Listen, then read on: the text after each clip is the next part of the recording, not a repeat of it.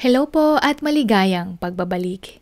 Narito po ang compilation videos na mula sa Injustice Stories playlist na sana po ay magustuhan po ninyo. Maraming salamat po. Unang video.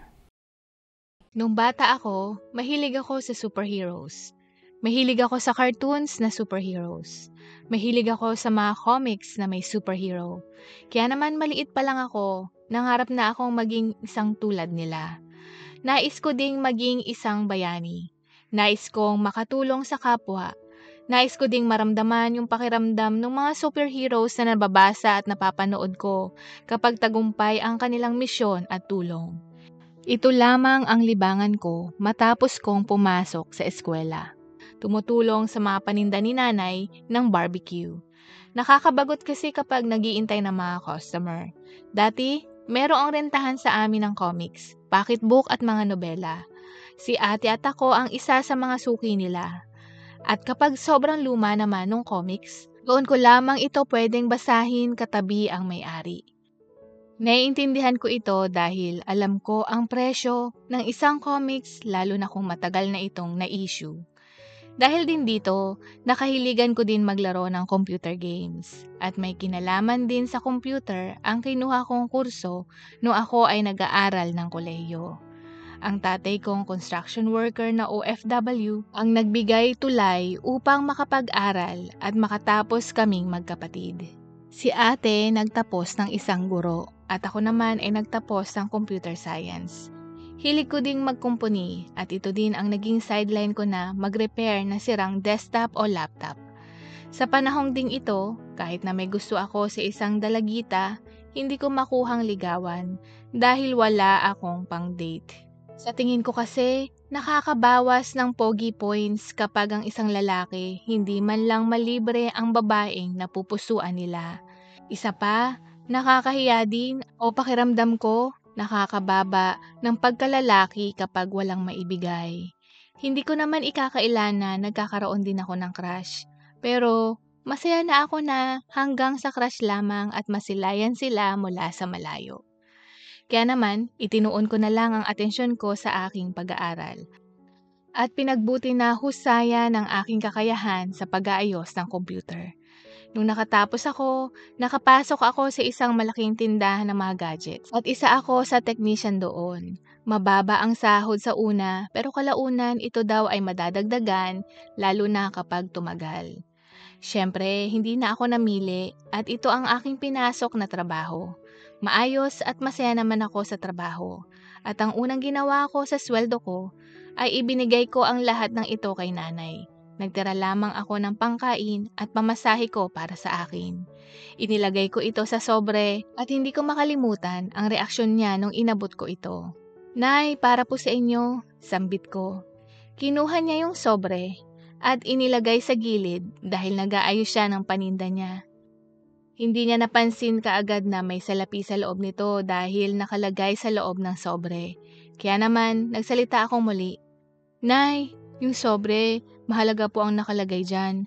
Ano ba yun, Roel? May ginagawa ako. Naiinis pa niyang sambit. Sige ka, Nay. Kunin ko na lang po. Hindi niyo rin pala papansinin.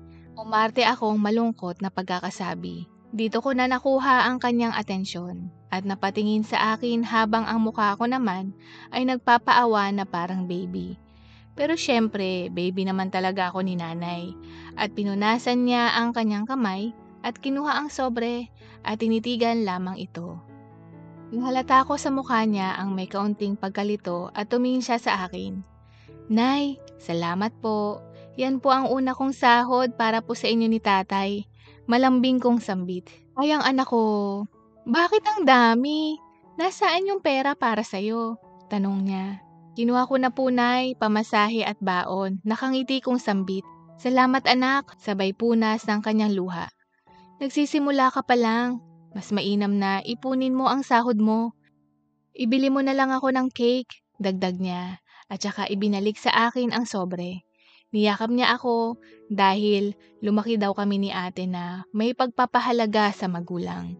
Kaya naman hindi ko makakalimutan ang ekspresyon ni nanay dahil baka sa ngiti niya at mga mata na proud siya sa amin. Ang makatapos kaming magkapatid na iginapang nilang mag-asawa, ang gaan din kasi ng pakiramdam ko nung mga sandaling iyon dahil hindi ko nabigo ang aking mga magulang na natupad ko ang mga pangarap nila sa akin. Kaya naman nung mga sandaling iyon, hindi ako nakaramdam na sapilitan o obligasyon na gawin ko iyon.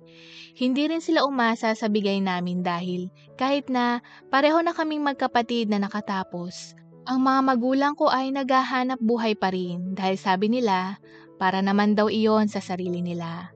At ang dahilan nila kung bakit hindi rin nila kami inuobligang magbigay ng sustento ay dahil para kami ay makapagsimula. Hindi ko mapigilan na humanga sa pananaw ng aking mga magulang. Sa totoo lang, ang turo niyang ito ang nagturo din sa akin na maging masinop sa pera, pahalagahan at mag-ipon.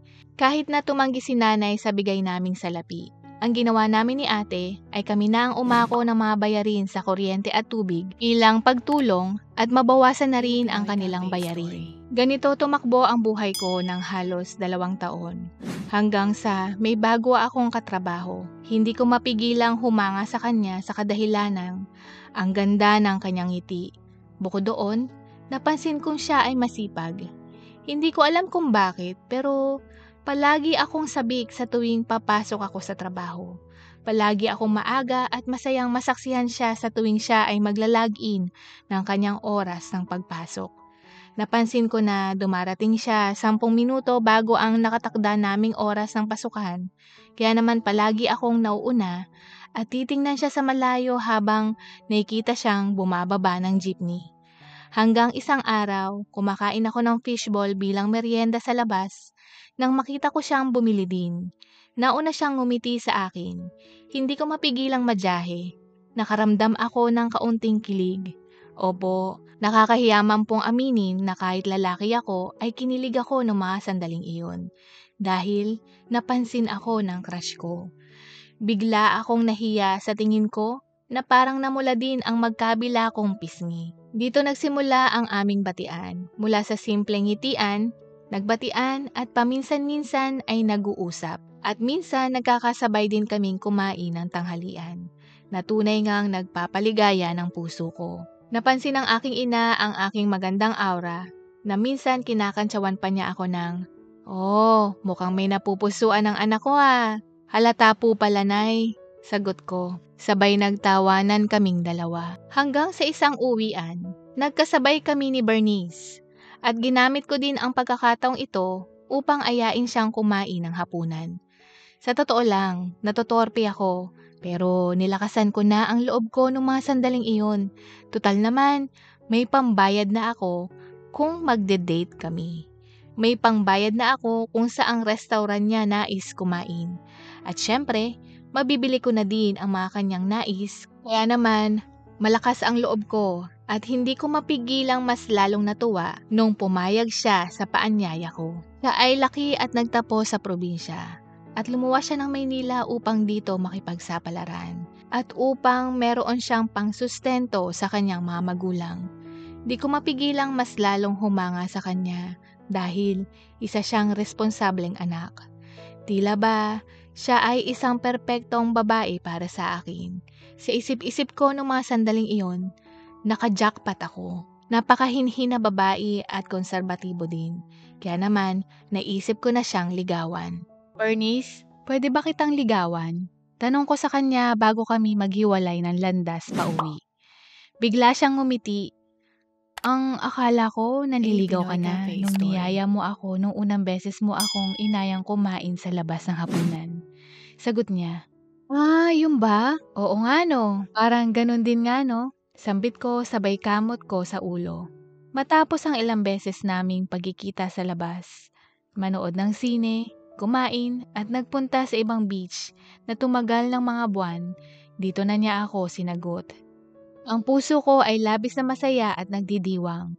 Hindi ko mapigilan ang bugso nito dahil kahit na merong polisiya sa aming kumpanya na bawal ang magkarelasyon na magkatrabaho, hindi ko ito pinansin.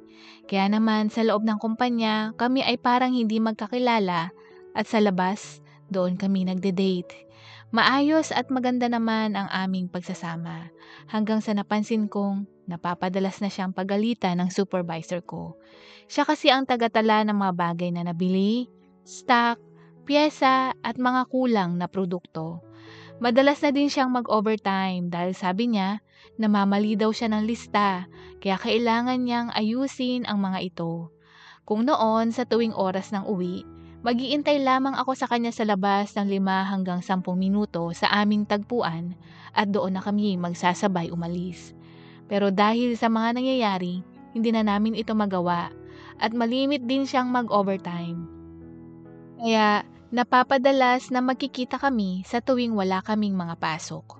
Hanggang isang araw, merong iskandalo sa aming trabaho. May narinig kaming nagsisisigaw doon. Hindi mapigilan ng mga katrabaho ko at maging ako na hindi mapansin ito dahil sa lakas ng bunganga ng supervisor ko. Hindi ko alam kung ano ang pumasok sa isip ko at nakita kong si Bernice ang pinagagalitan. At dahil syempre siya ay nobya ko, bigla ko siyang ipinagtanggol. Tama na yan! Itigil nyo na yan! Nagkamali lang yung tao, hindi na kayo makapagpasensya. Nagtatrabaho siya ng maayos at palagi siyang nag-overtime dahil palagi nyo siyang nasisigawan. Nasobrahan na kayo, masyado kayong perpekto.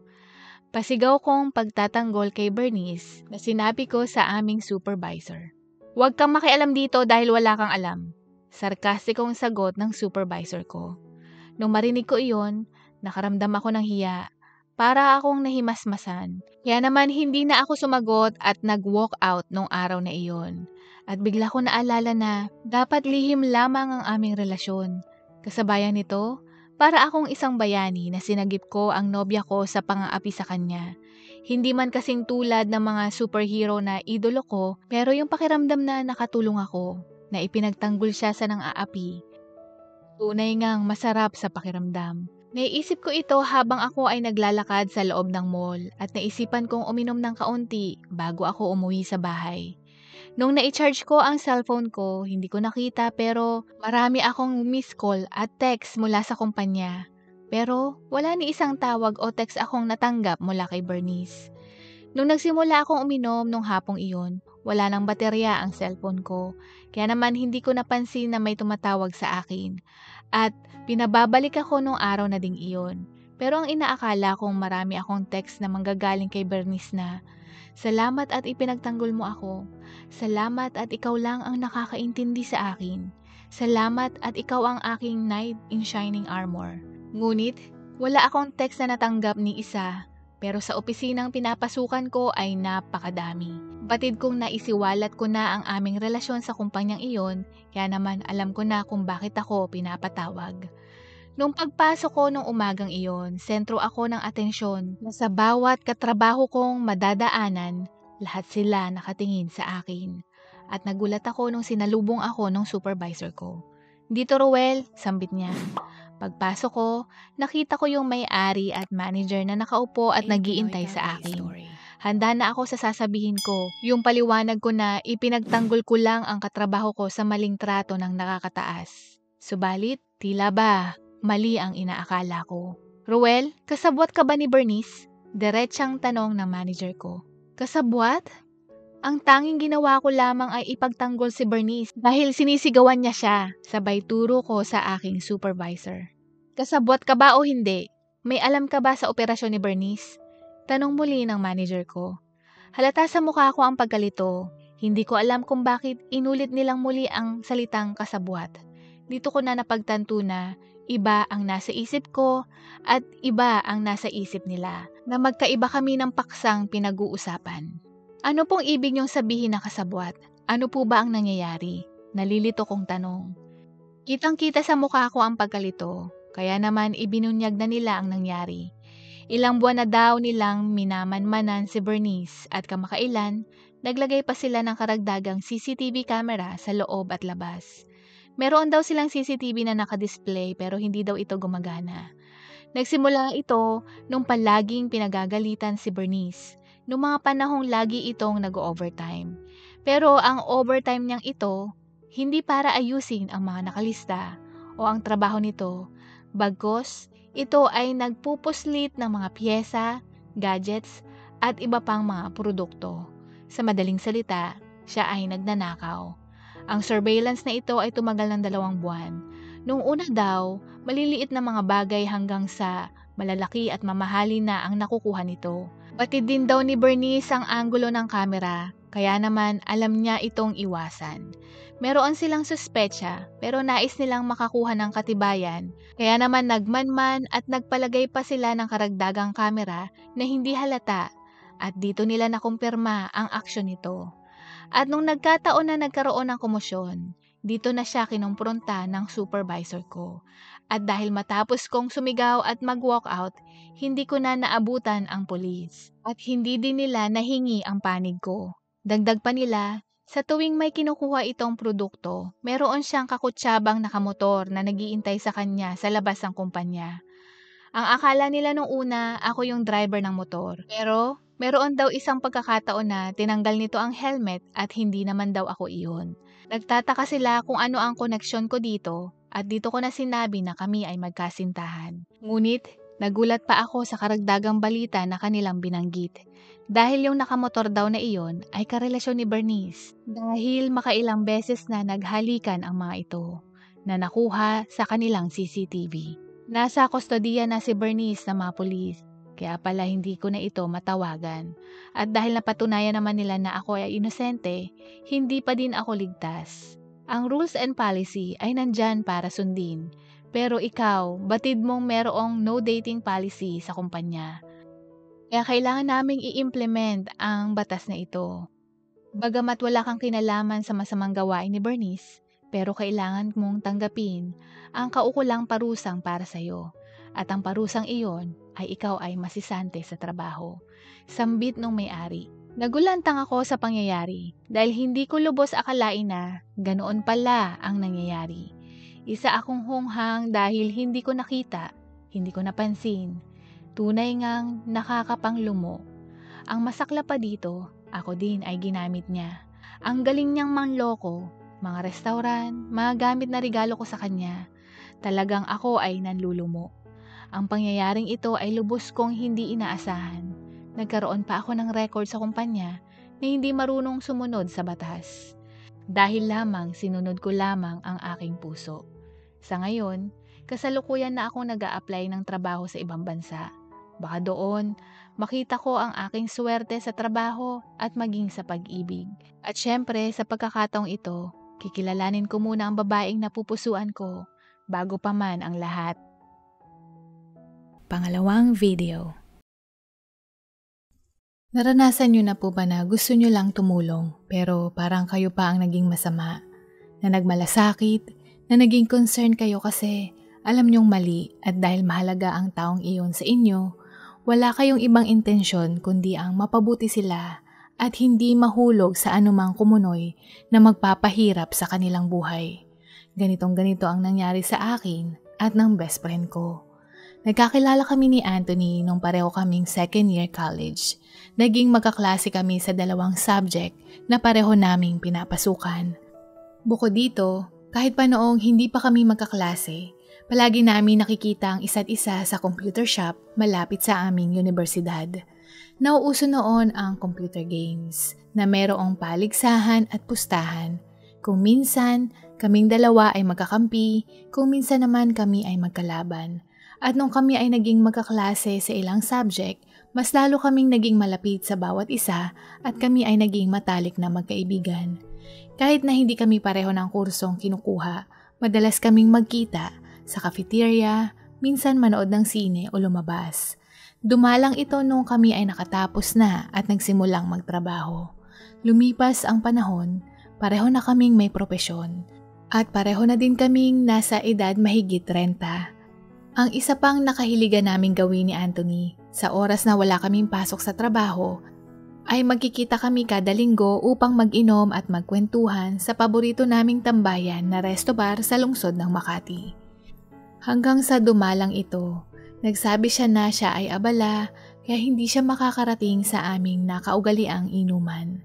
Tumagal ito ng ilang buwan kaya maging ako, itinuon ko din ang atensyon ko sa trabaho bilang IT sa isang malaking kumpanya.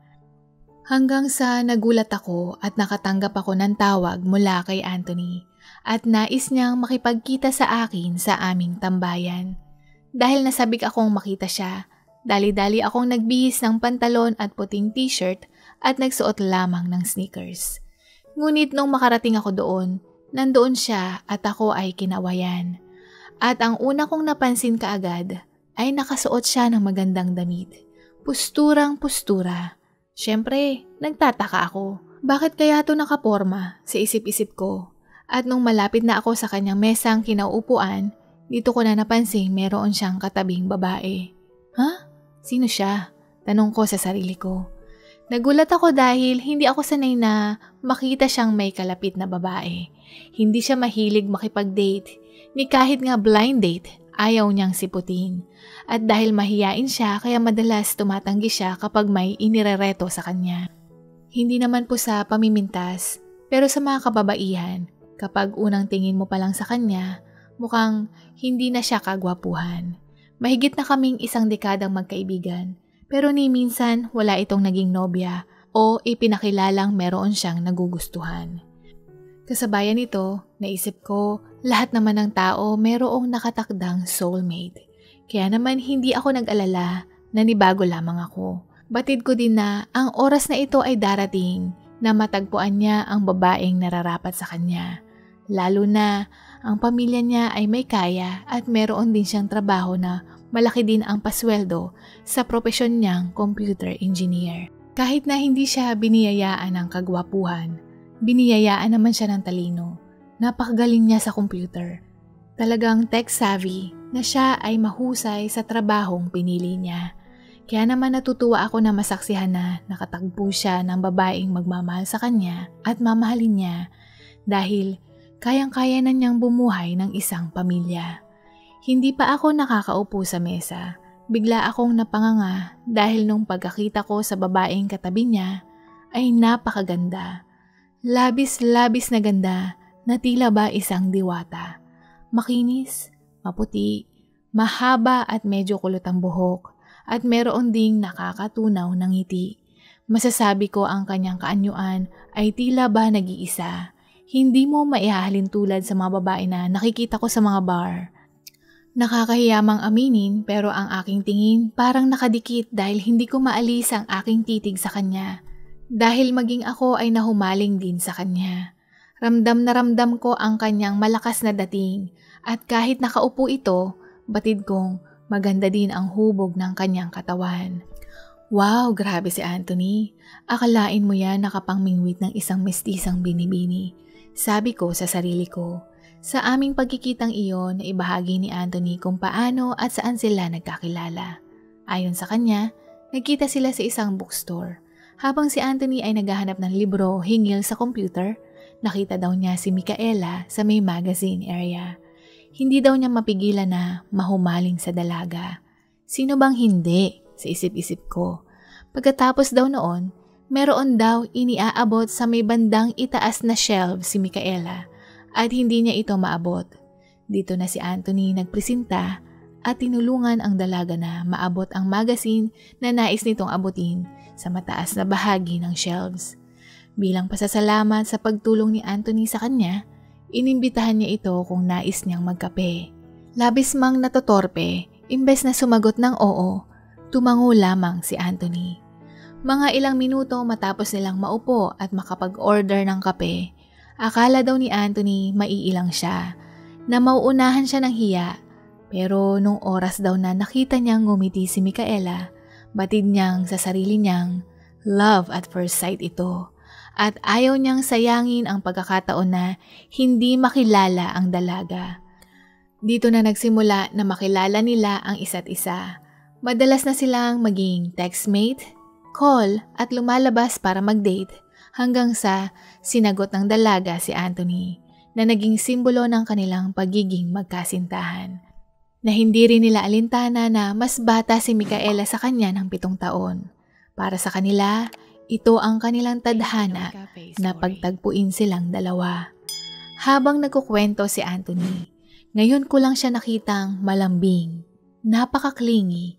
Ang kamay ay nasa baywang ng dalaga at mayat maya ang halik nito sa pisngi na makikita mong siya ay tunay na masaya na sa tagal-tagal ng panahon naming magkasama, Ngayon ko lang nakitang kumukuti-kutitap ang kanyang mga mata. Halatang in love ang best friend ko. Sa totoo lang, hindi ko siya masisisi dahil maging ako ay nahumaling din sa kagandahang taglay ni Micaela. Lalo na kapag ngumingiti ito na tila ba para akong nakakita ng aktwal na anghel na bumaba mula sa langit. Bukod doon, pwede mo din siyang mapagkamalang modelo. Hindi ko maiwasang mapatitig sa kanyang itsura at napansin ito ni Anthony. "Hoy pre, okay ka lang?" tanong nito. Bigla akong nahimasmasan at sumagot ng, "Oo naman." Matapos ang pagkikitang iyon, alam kong bukod sa abala sa trabaho ang kaibigan ko, abala din ito sa kanyang karelasyon. Kaya naman hindi ko siya inistorbo. Hinayaan ko siyang sulitin ang pagkakataon. Tutal, hindi basta-basta dumarating ang taong mahal natin. Kaya ako din, nais ko din makatagpo ng babae na magmamahal sa akin gaya ng natagpuan ni Anthony. Kung noon, kada linggo, tumatambay kami ni Anthony sa resto bar para mag-inom. Ngayong hindi ko na siya nakakasama, madalas na akong tumambay sa mga bookstore o minsan sa kapehan na nagbabaka sakaling mahanap ko ang babaeng para sa akin. Nagdaan ang mga ilang buwan, nakatanggap ako muli ng tawag mula kay Anthony at inimbitahan niya akong kumain sa isang mamahalin at magarbong restaurant. Mukhang may magandang ibabalita ang best friend ko sa isip-isip ko matapos kong matanggap ang nasabing tawag. At dahil sa isang fancy restaurant ang nasabing tagpuan, ako ay nakapustura din. Nagsuot ako ng damit na naaayon sa lugar. Nung pagkarating ko pa lang sa restaurant, sinalubong na ako kaagad ng isang waiter at tinanong ang pangalan kung meron akong reservation. At inihatid ako sa mesa kung saan nakita kong nakaupo si Anthony at Micaela doon. "Pre, musta?" bati ni Anthony. "Kamusta ka, Andre?" bati naman ni Micaela. "Ayos naman ako, kayo?" sagot ko. Maya-maya pa, nagkatinginan silang magkasintahan at ngumiti. At sabay ibinigkas ang, "We're engaged!" At ipinakita ni Micaela ang diamond ring na ibinigay sa kanya ni Anthony nung nag-propose ito. Hence the fancy restaurant. Smooth. Real smooth, bro. Nakangiti kong tukso. "Congratulations, pre. At sa'yo din, Micaela." Masaya kong pagbati sa kanila. "Let's celebrate!" Ngiting hanggang taingang sabi ni Anthony at binuksan ang bote ng isang mamahaling champagne. Kahit wala pang 6 na buwan ang kanilang relasyon, kitang-kita ko naman na over the moon at love na love ni Anthony ang kanyang fiancé. Mula sa aura, ngiti, kilos at pagsasalita, pati ikaw, kung makikita mo sila, ramdam mo din ang love is in the air. Na pati ako kahit lalaki, hindi ko akalaing kikiligin din para sa kanilang dalawa. Nasa tamang edad, may trabaho, kaya nang bumuo ng pamilya, kaya naman nararapat para sa kanya ang kasiyahang nararamdaman niya ngayon. At sinimulan na naming kumain at uminom. Nung natapos ang gabi, si Anthony ay hindi na makadiretso ng lakad. Lasing na ito. "Dapat ganito pag umiinom. Mas lalong mas gaganda ang pakiramdam mo kapag sinaluhan mo ng alak ang pagka-good mood mo, na mas lalo ka pang mapapa-good mood, di ba?" Wika niya. Ako naman, dahil kailangan ko pang pumasok kinabukasan, hindi ako masyadong uminom dahil nakakahiya sa opisina na mangamoy alak ako pagpasok ko. Merong tama ng kaunti ng alak ang aking katawan pero nasa matinong wisyo pa ako at nakakapaglakad pa ako ng maayos. At dahil hindi na pwedeng makapagmaneho pa uwi si Anthony, ipinara ko siya ng taxi. "Pre, pasensya ka na. Pwede mo bang siguraduhin na makauwi ng maayos si Micaela? Okay?" Lasing nitong sambit. "Oo pre, ako ang bahala," sagot ko. Nung pagkaalis ng taxi ni Anthony, ibinaling ko ang atensyon ko kay Micaela. "Halika na, ihatid kita pa uwi," sambit ko. Hindi, okay lang. Okay lang ako. Kaya kong mag-isang umuwi, sagot nito. "Sorry, Micaela, hindi po pwede. Kailangan kong matiyak na makakauwi ka ng maayos. At kapag may nangyari sa'yo, sa akin ang sisi na baka pag-awayan pa naming dalawa. Pagpupumilit ko. Pumara ako ng taxi at nagtungo ito sa isang subdivision sa may Quezon City at sa harap nito, siya ay bumaba dahil sabi niya maglalakad na lang daw ito pauwi sa kanila dahil malapit na din naman. Sumilip ako sa bintana upang tingnan kung saan siya maglalakad o papasok ng nasabing subdivision. Pero natanaw ko na hindi siya pumasok doon. Bagkus, lumampas pa ito na dinaanan niya lang ito. Dali-dali ako nagbayad at bumaba ng taxi para sundan kung saan siya pupunta. Ano ba itong babaeng to? Saan ba ito pupunta? Lalo na gabi na. Bulong ko sa sarili ko. Nakita ko siyang lumiko sa may main street na daanan ng mga sasakyan at nakita ko siyang pumara ng taxi at sumakay. Hala, anong nangyayari? Sambit ko sa sarili ko. Kaya naman, pumara din ako kaagad ng taxi at pinasundan ang taxi na sinakyan niya. Habang sakay ako ng taxi, nag-text ako sa kanya. Hello? Nakauwi ka na ba ng maayos? Bahay ka na ba? Oo, dito na ako sa bahay namin. Salamat. Dito na ako nakaamoy ng kakaiba. Bakit siya nag-text na nasa bahay siya ang totoo sakay siya ng taxi. At isa pa, nangako ako kay Anthony na sisiguraduhin kong makakauwi ito ng ligtas. Pero hindi ko magagawa iyon kung hindi pa siya umuuwi ng bahay. At hindi ko alam kung saan siya tutungo. Pero matapos ang 30 minutong paglalakbay, nakita ko siyang bumaba ng taxi. Kaya naman patuloy ko na siyang sinundan. At nagtungo sa isang establishmento na hile-hilera ang mga bar. Nakita ko siyang pumasok sa isang magandang bar. Dahil curious at nagtataka kung anong ginagawa niya doon, ako ay pumasok din. Pagpasok ko, hindi ko kaagad siya nakita. Bigla siyang nawala. Kaya naman nagmasid-masid ako at umupo sa isang gilid. Drink sir? Tanong ng isang babaeng nagtatrabaho doon. Beer, sagot ko. Okay sir, coming right up. Tugon niya. Nung ipinalibot ko ang aking tingin hingil sa anong klaseng bar ito, batid kong isa tong lugar kung saan ikaw ay aaliwin ng mga kababaihan doon. At ang mga lalaking mga nandoon ay halatang may mga pera. Base sa kanilang mga suot, yung iba nakasuot pa ng Amerikana o mga pangpormal na kasuotan. Hindi ko pa siya pinaghihinalaan dito dahil iniisip ko baka may kikitain lang na kaibigan o kung anuman.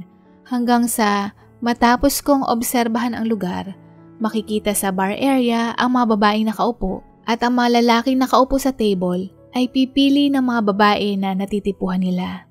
Eto sir yung beer mo. Kung meron kang napupuso ang mga babae na nakaupo sa bar, sabihin mo lang, pwede mo silang i-table. Sambit nito. At nung pagkasabi ng babaeng iyon, kinumpirma niya ang hinala ko na, tama nga ako, yung mga babaeng nandoon, nag-iintay na may mag-table sa kanila. Patuloy kong ipinalibot ang aking mga mata sa lugar upang tingnan ang iba pang mga babaeng nandoon. At sa isang gilid, hindi kalayuan, doon ko nakita si Micaela. Mas maigsi at sexy ang damit nito, nakitang-kita ang hubog ng kanyang katawan. At nakaupo sa isang table kasama ang isang lalaki na nakahawak sa kanyang baywang habang siya ay bumubungis-ngis. Makaraan lamang ang ilang sandali. Bumalik muli ang babae at tinanong ako, Sir, nakapili ka na ba? Oo. Yung babaeng iyon. Turo ko sa gawin ni Micaela. Yun ba sir? Okay lang ba na mag-intay ka? Regular customer kasi yon at saka ang swerte ng timing mo dahil papaalis na si Sir Ronald. Madalas, lumalabas pa sila matapos dito. Wika nito. Sige sir, pagtapos niya doon, dadalhin ko siya sa'yo. Ngiti niyang sambit at saka umalis. Lumalabas? Huwag mong sabihing... Mga salitang naglalaro sa isipan ko. Hindi ako makapaniwala na isa siyang literal na nagbibigay aliw. Ibig sabihin, may nangyayari pang kababalaghan at ang serbisyo niyang iyon ay nagpapatuloy pa sa labas ng bar. Kaya naman inintay ko siyang dumating at nung ikatatlo kong bote ng serbesa, nakita ko na ang babaeng Selbedora at sa likuran niya si Micaela. Kaya naman yumuko ako para hindi niya ako kaagad mamukaan at hindi siya kaagad umalis. At isa pa, Kailangan kong makasiguro kung siya nga ba talaga o baka naman may hawig lang sa kanya. Sir, ito na siya, enjoy. Sambit ng babae at saka ito umalis. Nakita ko yung paa ni Micaela na nakatayo doon at nagsalita siya ng, "Hello?" Base sa tono ng kanyang boses, mukhang may tama din ng alkohol ang kanyang katawan. Hindi pa siya nakakaupo, tumingala na ako upang tingnan siya ng mabuti. Nung nagtagpo ang aming tingin, ang kanyang mga mata ay biglang nanlaki na tila ba nakakita ng multo. Inilagay niya ang kanyang kamay sa kanyang bibig upang takpan ang malakas na sigaw. Nagsimula na siyang umatras ng bahagya at nabitawan ang ashtray na bitbit niya sa sahig.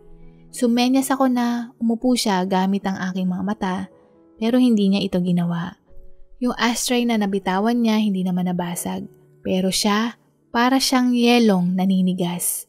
Hindi makagalaw. Pakiramdam ko hindi na din ito humihinga. At makaraan ng ilang minutong kanyang paninigas, humakbang na ito paatras at sinimulang tumakbo palabas. Nakita ng silbidora na napag-alaman kong manager pala ng bar na iyon at tinanong kung anong nangyari kung bakit ito biglang tumakbo palayo. Dito sinabi ko sa kanya ang totoo. Base sa kanyang reaksyon, maging siya walang alam. At ayaw niyang gumawa ako ng gulo kaya naman sabi niya, sagot na lang niya ang beer na nainom ko at umalis na ako. Sa labas ng bar, nakatayo ako doon.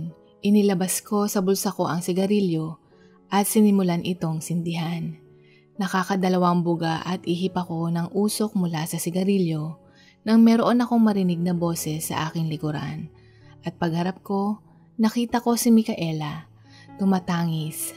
Halatang tuliro, halatang hindi alam ang gagawin, at hinawakan niya ang kamay ko at nagmamakaawa. "Nakikiusap ako sa'yo, huwag mong sabihin ang nakita mo, huwag mong ipaalam ang alam mo. Please, please, nakikiusap ako. Mahal na mahal ko siya. Kailangan ko lang ng pera para ipadala sa pamilya ko. Titigil na ako sa trabahong ito sa katapusan. Please, huwag mong sabihin sa kanya." Umiiyak nitong sabi. Hindi ko alam kung paano siya sasagutin kaya nagpatuloy ako sa paninigarilyo hanggang sa hinila niyang muli ang aking braso. "Kung gusto mo, pwede tayong pumunta ng motel o sa bahay mo. Gawin ang lahat ng gusto mong ipagawa. Huwag mo lang sabihin sa kanya." Sambit niyang muli. Muntik ko na siyang masukahan. Okay na sana. Maniniwala na ako sa kanya na nagawa niya lang na kumapit sa patalim, na wala siyang ibang pagpipilian, na wala siyang ibang mapapasukan para lamang sa pamilya niya. Pero, hanep, ibang level siya. Hindi ito pag-iisip ng isang matinong babae. Kaya naman, hinawi ko ang kanyang kamay sa aking braso at itinapon ang upos ng sigarilyo at pumara ng taxi. Pagkahiga ko sa kama, akala ko makakatulog ako. Kailangan kong matulog. Pero hindi maalis sa isip ko kung anong klase siyang babae. Kung ano ang mga kasinungalingan niya ang hindi pa niya sinasabi o mga tinatago nito. Halatang marami siyang kalansay na itinatago sa aparador. Hindi siya nagdadalawang isip na ibigay ang sarili niya sa akin. Paano pa kaya siya sa ibang lalaki para makuha ang gusto niya? Kung ganito siya kumilos at mag-isip, nangangahulugan na wala siyang respeto sa sarili niya. Siya na mismo ang bumaboy sa sarili niya. Siya mismo ang nagpapababa sa sarili niya. Noong hapong kinabukasang iyon, nakatanggap ako ng tawag mula kay Anthony. Sabi niya magkita kami kaya naman nagdesisyon akong sabihin sa kanya ang totoo. Pero kahit nung nasa malayo pa lang, nakita ko na ang mukha niyang hindi na maganda. At nagsalita ito na pinipigilan ang luha. "Alam ko ang totoo. Alam ko ang lahat." Sambit niya.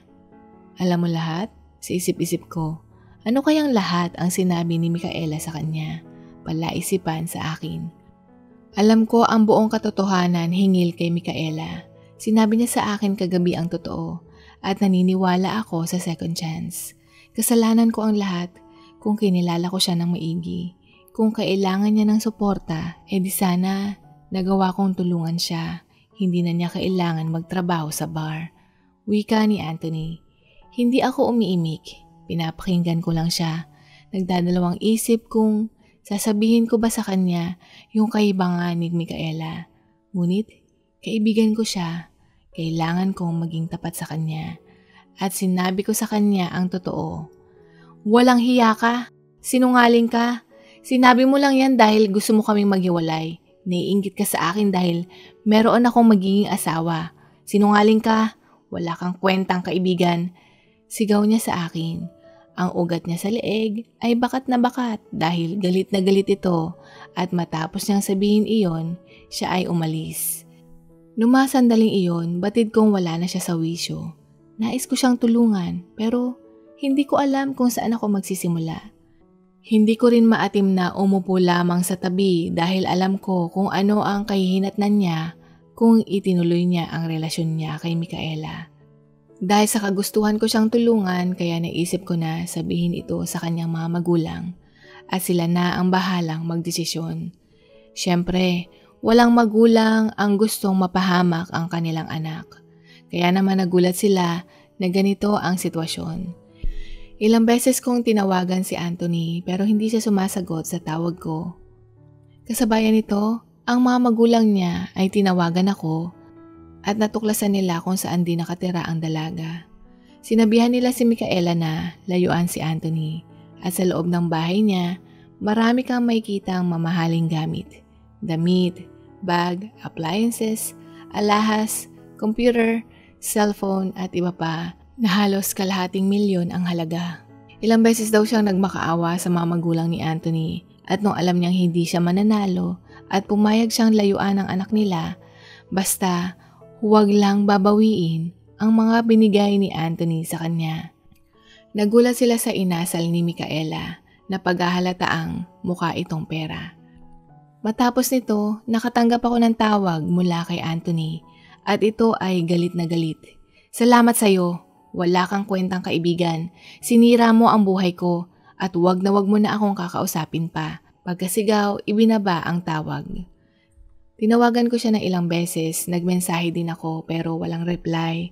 Bigla akong nakaramdam ng lungkot dahil hindi ito ang resultang nais kong mangyari. Gusto ko siyang sagipin pero mukhang sinira ko pa ang aming pagkakaibigan. At umaasa na lilipas din ito. Ngunit makalipas ang ilang linggo, nakatanggap ako ng tawag mula sa mga magulang ni Anthony at kitain ko daw sila. Sinabi nila sa akin na sinabi daw sa kanila ni Anthony na mahal daw nito si Micaela at hindi daw niya kayang mabuhay nang wala ito. Dahil sa kanilang argumentong ito, umalis si Anthony, nagpalit ng numero at nag-resign din sa kanyang trabaho. Ngayon, hindi nila alam kung nasaan na ito. Kaya pala hindi ko na ito makontak. Mabait at matino naman ang kaibigan ko. Pero ni minsan, hindi siya gumawa ng ganitong klaseng kahibangan. Para na siyang wala sa katinuan, bagay na malayong malayo sa kanyang nakaugalian. Isa siya sa pinaka-resonable at lohikal na taong kilala ko. Pero ngayon, hindi ko na siya kilala. Ganito ba ang nagagawa ng pag-ibig? Sa isip-isip ko.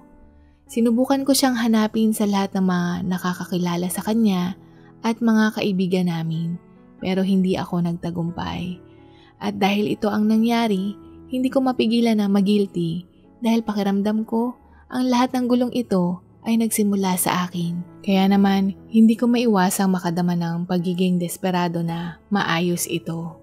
Nauubusan na ako ng ideyang gagawin. Kayo po, maaari niyo po ba akong bigyan ng ideya kung paano ko maibabalik sa dati ang kaibigan ko at ang relasyon niya sa mga magulang niya? Salamat po ng marami. Dito na po nagtatapos at sana po ay nagustuhan po ninyo ang mga kwentong ito. Hanggang sa muli, paalam at God bless po!